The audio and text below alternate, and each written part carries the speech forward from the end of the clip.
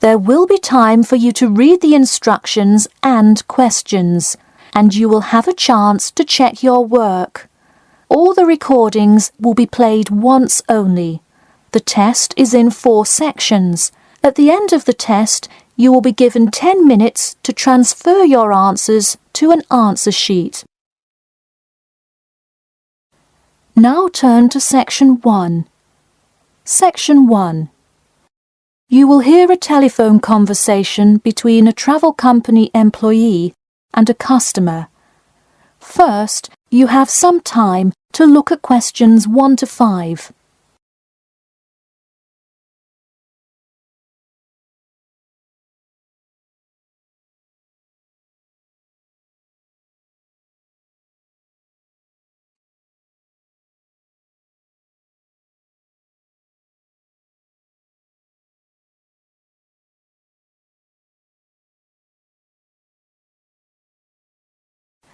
You will see that there is an example which has been done for you. On this occasion only, the conversation relating to this will be played first. Hello? Hi, good morning. This is Talia from Parrot Bay Travel Agency. Is Robert Goddard there? Yes, speaking. The man says that he is Robert Goddard. So, Robert Goddard has been written in the space. Now we shall begin. You should answer the questions as you listen, because you will not hear the recording a second time. Listen carefully and answer questions 1 to 5. Hello? Hi, good morning. This is Talia from Parrot Bay Travel Agency. Is Robert Goddard there? Yes, speaking. I'm so sorry that I made such an early phone call, and I'm calling to ask a few questions about your most recent vacation. Could I have 5 minutes of your time? Sure thing. Great, thanks. Now, I see here that you visited Melbourne. Was this your first visit to Melbourne? No, I have actually been there twice before. I see. Now, what would you say was your favourite part about Melbourne? Well, I did like seeing the exotic wildlife, and there are great sights to see, but I have to say I was most impressed by the amazing weather. Yeah, the weather there is amazing. Which of the sites listed as part of our official tour did you see? And of those, which was your favourite? First I saw the theatre, which was beautifully designed. It was not nearly as cool as the town hall, though. The building is a huge part of Melbourne's history. Definitely my favourite. I saw the aquarium too, but wasn't too impressed. I see. Yes, people often have great reviews of Town Hall. Now, I would like to ask you about your dining experience. Did you enjoy the food there? Absolutely, I loved it. I'm glad to hear it. Could you tell me a little bit about what you most enjoyed about the food? Being such an international city, I loved the variety. I could find any type of food I wanted, whether I wanted seafood, burgers, or anything else. You name it, and they had it. Did you drive to Melbourne? No, I flew. I thought about going by train, but in the interest of time, I decided to go by plane. Right, I see. Before you hear the rest of the conversation, you have some time to look at questions 6 to 10.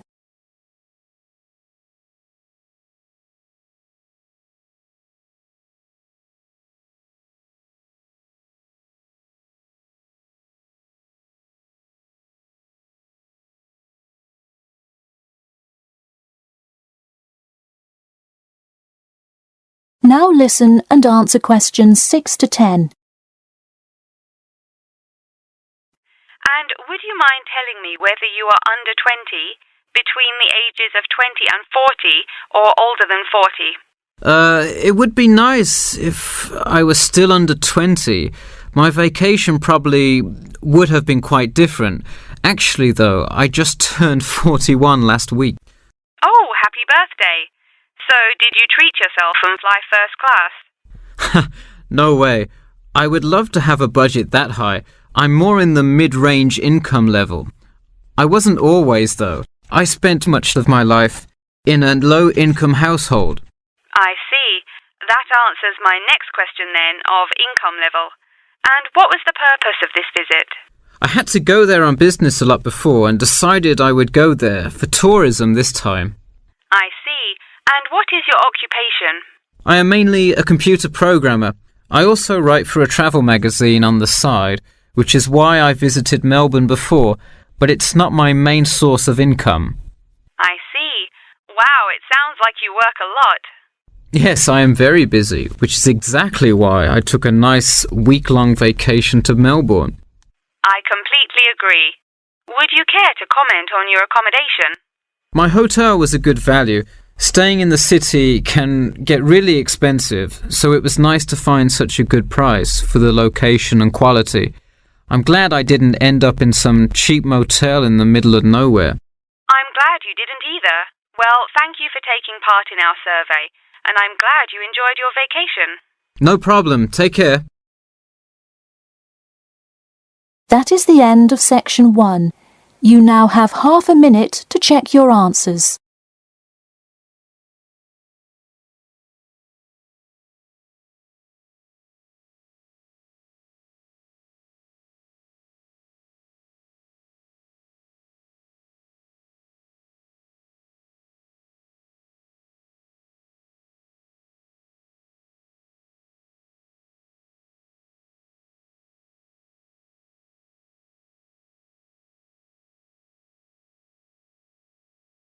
Now turn to section 2. Section 2. You will hear a talk about the main points of interest and the improvements made in the area. First, you have some time to look at questions 11 to 15.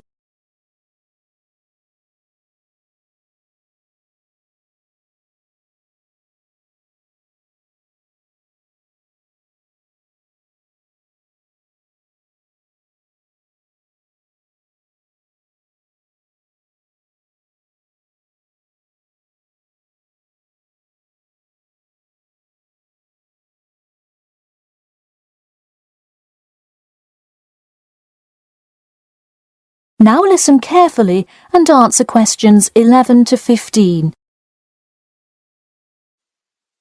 Thank you all for coming to our community meeting. As you know, we're excited to unveil our improvement plan as we look forward to the influx of tourists in the summer months. I'll start with a quick overview of the main points of interest in the area for anyone who may not quite know his or her way around yet, and then I'll get to the improvements made. First off is my favourite, the Science Museum, which is on the corner of St George Road. If you have not visited yet, I encourage you to go before the busy season. It is absolutely spectacular. There is even a flight simulator you can try out. Just west of the Science Museum is the National History Museum. It's a sight not to be missed as well, with each floor devoted to a different era in our nation's history. There are special exhibits for children with interactive games and fun history lessons too. If you're looking for parking, it is available on the intersection of Queen Street and South King Street in the car park. Standard hourly and daily rates do apply. The best place for souvenirs is the shopping mall, though it gets extremely busy during peak times. You can get there from the Tube or the entrance on Timber Road, just south of Cornwall Road. This area has students everywhere, usually from the primary school across the street from the shopping mall.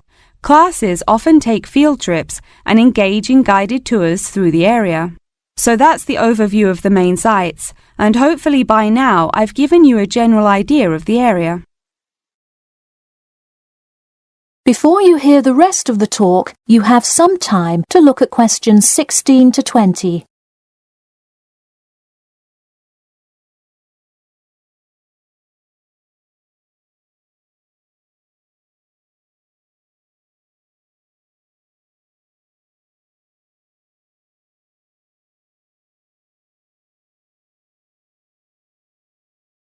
Now listen and answer questions 16 to 20. Now I'm going to outline the improvements we have made in our efforts to make the experience even better for each and every one of our visitors. You probably noticed when you first drove into the car park this morning that there is now additional signage to help avoid confusion. The directions were not entirely clear at first, so we have increased the number of one-way signs indicating the correct direction of traffic flow. Not far from there, in line with our mission of giving back to the community, we constructed a brand new playground for the primary school. It is really something to be excited for. The equipment is state-of-the-art and includes swings, a small climbing wall, and even an obstacle course. Now we'll head north and take a look at the Science Museum.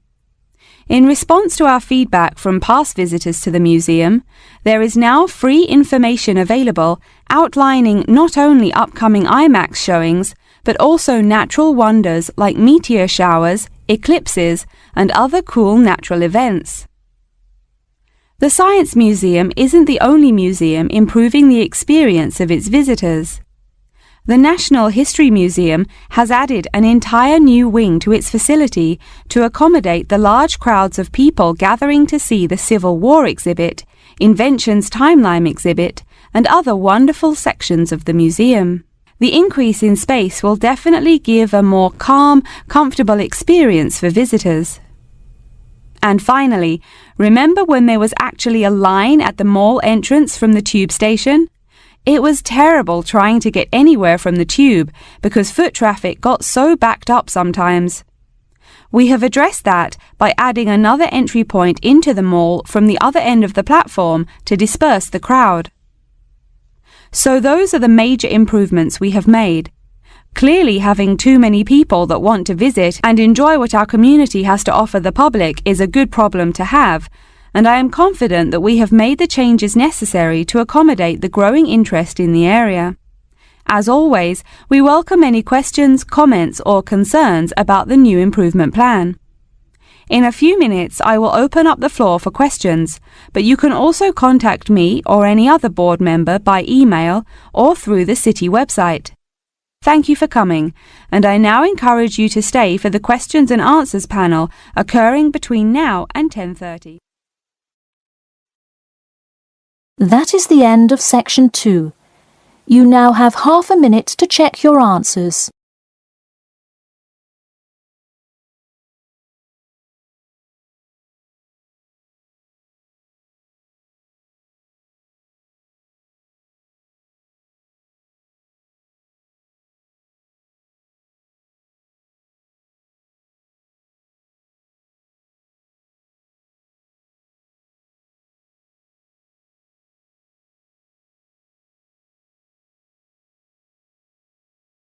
Now turn to section 3. Section 3. You will hear two students called Jane and Mark talking to their tutor about the project assignments for their senior thesis. First, you have some time to look at questions 21 to 23.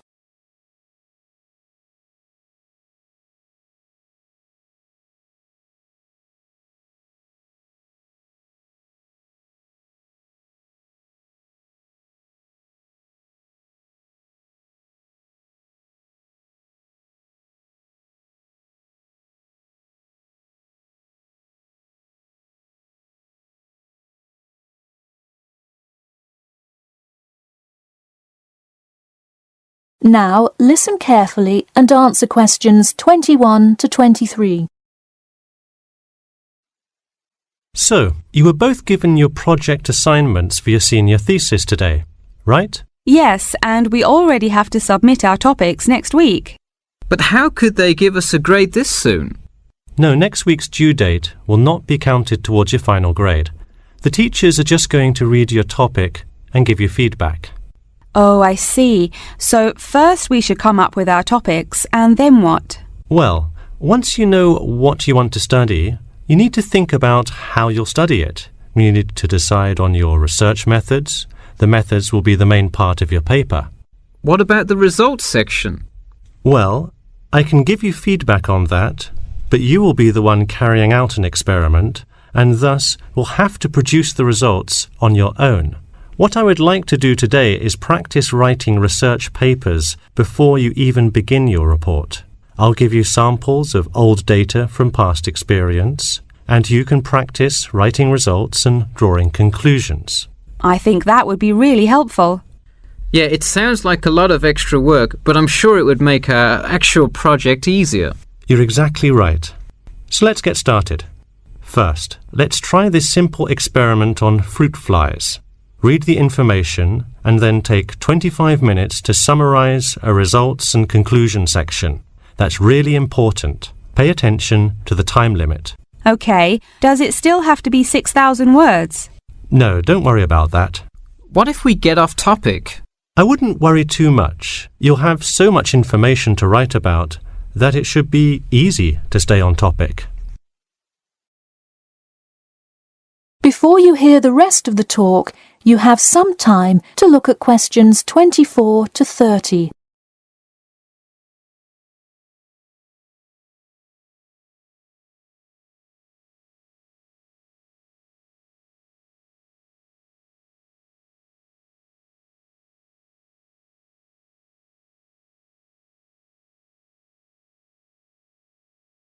Now listen carefully and answer questions 24 to 30.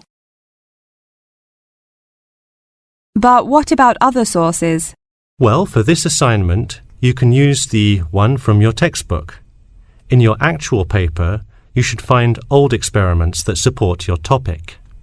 So do we need to find different types of sources? For instance, should I be conducting lots of interviews to use in my paper? No, there's no need to conduct lots of interviews or anything like that. OK, I'm ready to get started. I'm still a little confused, though, on how we should format our paper. Don't worry about it for now, but on your final paper, make sure to pay attention to the format. It should follow the guidelines exactly. Oh man, I'm starting to understand why they give us all semester to do this. Are there any other small details like that we should know about? Not a whole lot. Make sure you provide 2 copies. One for your teacher, of course, but one for yourself as well. And of course, you know the due date, right? It's April the 11th, right? What? No, it's May 11th, right? Yes. The due date is May 11. Write it down. Oh wow, yeah, I need to note it. Also, I'm having trouble finding information on my topic. What if I can't find enough good sources? It's all right to change your topic. Just make sure to do it before the beginning of April. Oh really?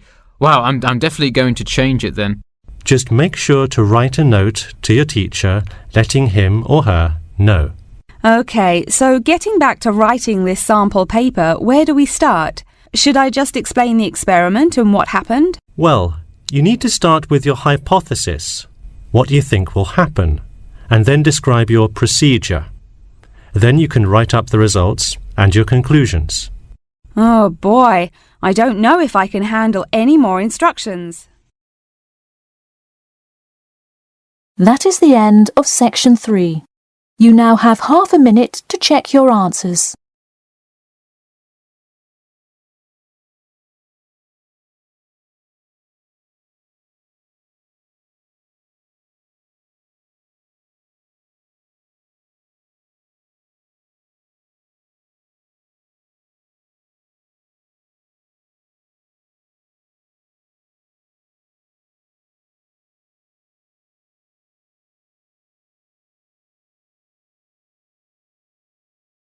Now turn to section 4. Section 4. You will hear part of a lecture about factors you should consider when creating advertising materials and the effects they can have on your product sales. First, you have some time to look at questions 31 to 40.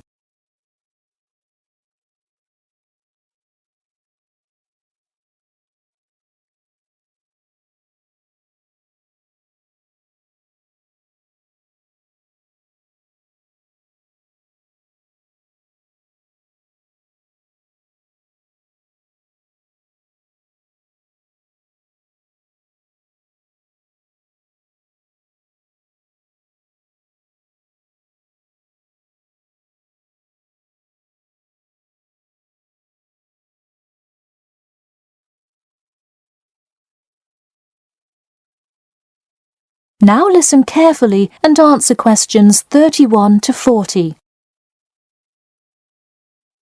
Hello class, and welcome back to Marketing Strategies.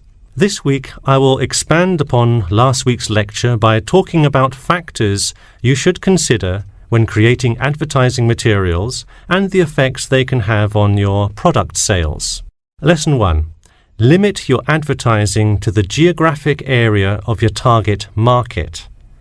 Though you may have a product that people want in a large area, the distance that customers are willing to travel is a significant factor in their choice of where to purchase that product. Take this example. If you're really hungry and decide you want a burrito, would you choose the restaurant that is a block from your apartment, or the one that is just as good, or even slightly better, across town? Of course, you'd pick the closer restaurant.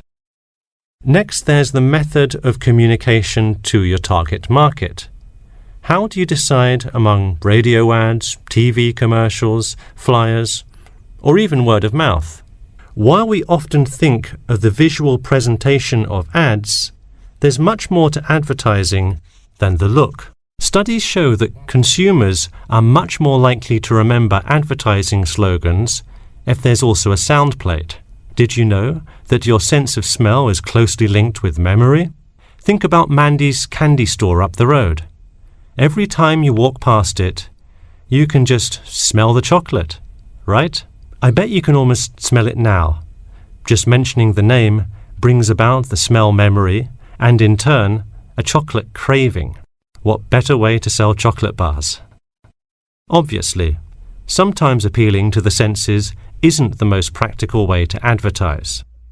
For example, it's a good idea to come up with a marketing strategy that adapts to the product, especially digital products. The flexibility of this kind of products is extremely important, so it's very common for advertisers to form one single layout for all of their ads, the visual, the medium, even the majority of the content, and simply update the ad each time they come out with a new version. Remember, advertising is all about stirring up the right feeling in your potential customers, whether by stimulating the senses, appealing to the intellect, and so on. Once the customer experiences the ad, the important thing is his or her reaction. Someone could love the ad you made, but unless he or she considers buying the product, you've failed to get the reaction you were looking for.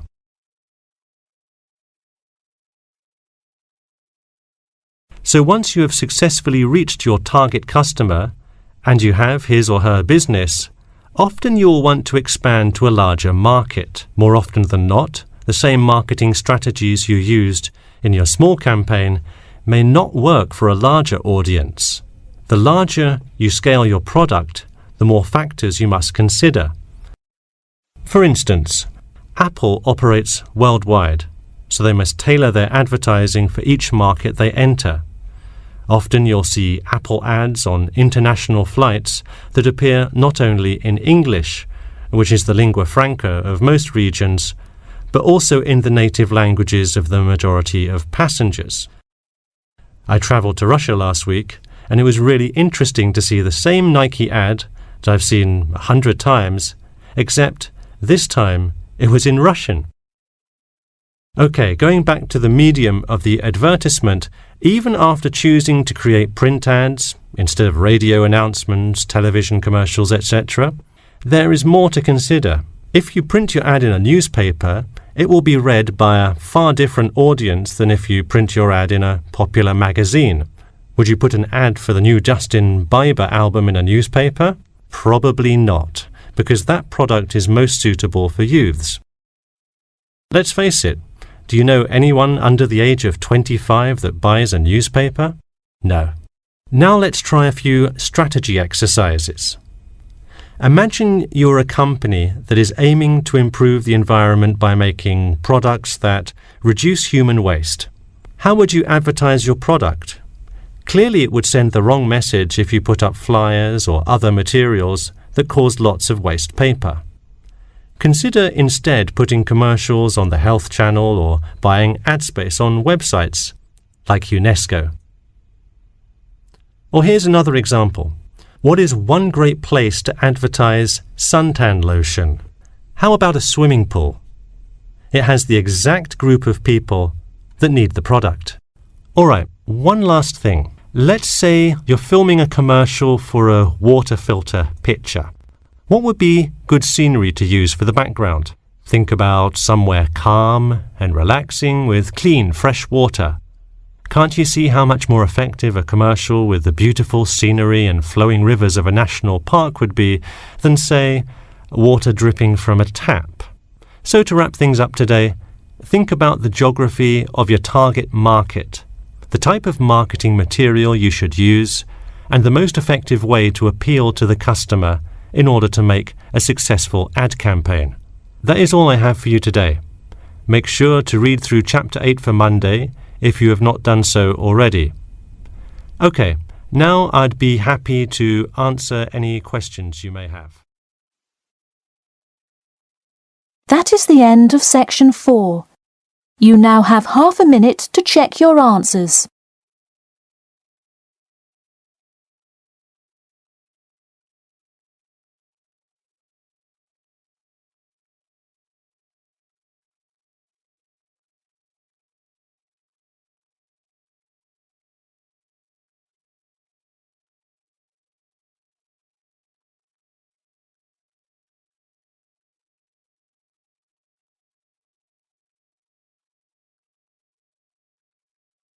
That is the end of the listening test. In the Ielts test, you will now have 10 minutes to transfer your answers to an answer sheet.